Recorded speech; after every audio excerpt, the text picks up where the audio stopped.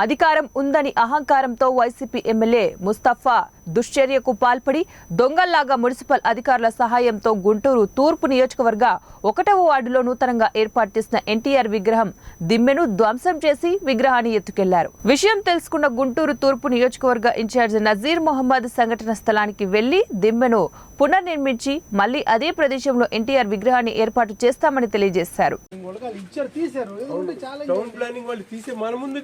If it is illegal, they have to remove before us. మా ముందు చేయలేదు వాళ్ళు. మేము మధ్యాహ్నం నుంచి ఇక్కడే ఉన్నాం. మీరందరూ ఉన్నారు కదా సార్. మాకు అవసరం లేదు.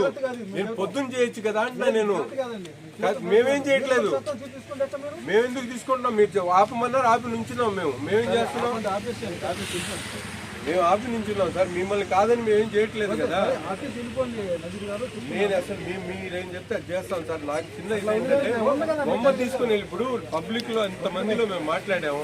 వాళ్ళకి ఇష్టం వచ్చినట్టు వాళ్ళు చేస్తే ఎట్లా కుదురుతుంది?